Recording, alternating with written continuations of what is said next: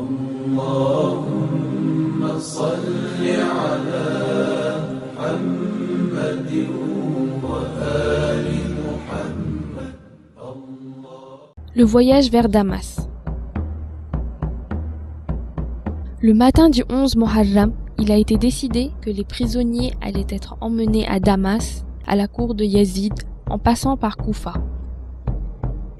Certains soldats ont reçu l'ordre d'attacher les femmes et les enfants. Ils attachèrent des cordes et des chaînes à leurs mains et pieds.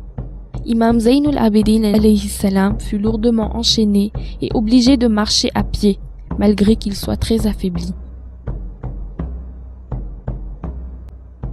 Une fois les prisonniers préparés, les têtes coupées des martyrs furent montées sur des lances. Chaque soldat ayant reçu une lance, on avait la charge et marchait à l'avant de l'armée.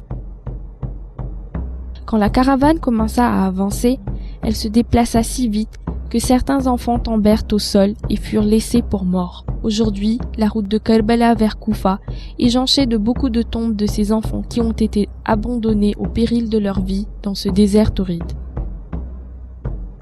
Quelques heures plus tard, Ibn Ziyad envoya une lettre ordonnant que les prisonniers soient emmenés marchant à travers les principales routes de Koufa.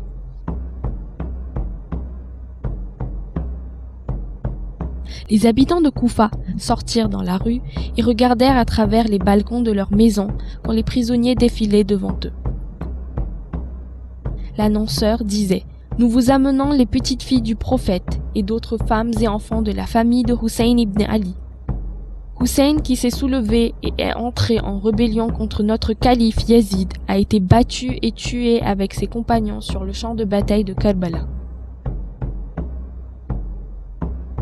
Les membres de sa famille sont à présent emmenés à la cour de Yazid pour faire face à la punition qu'il souhaitera leur faire subir.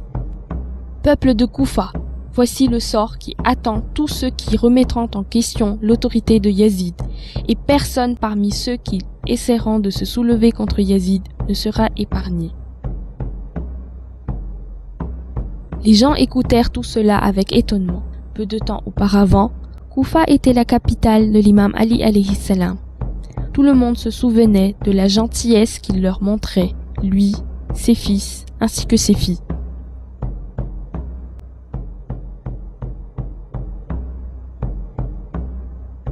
Finalement, la caravane arriva à la cour du gouverneur Ibn Ziyad.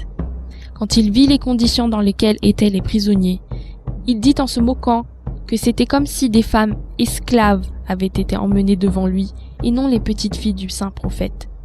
Cette remarque fit réagir Sayyida Zaynab salamullah alayha, qui s'adressa à Ibn Ziyad avec un discours ardent et éloquent.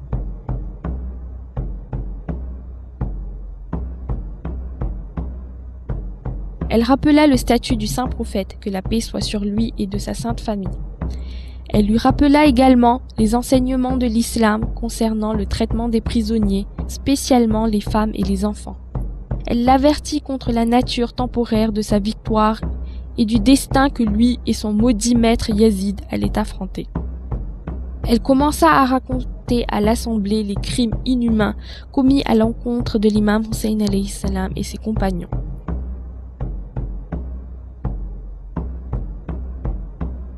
Quand elle parla, les gens se rappelèrent l'éloquence de son père, l'imam Ali alayhi salam.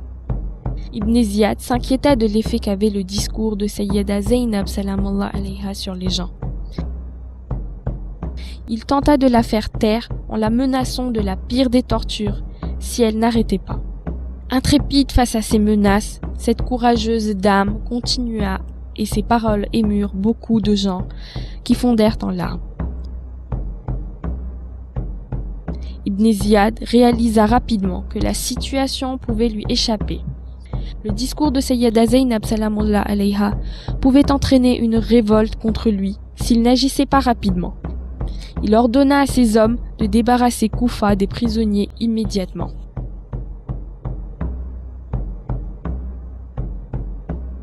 Les prisonniers arrivèrent finalement à Damas. En arrivant aux portes de la ville, la caravane s'arrêta et Yazid fut informé de leur arrivée et sa permission était attendue pour les emmener à sa cour. اللهم صل على محمد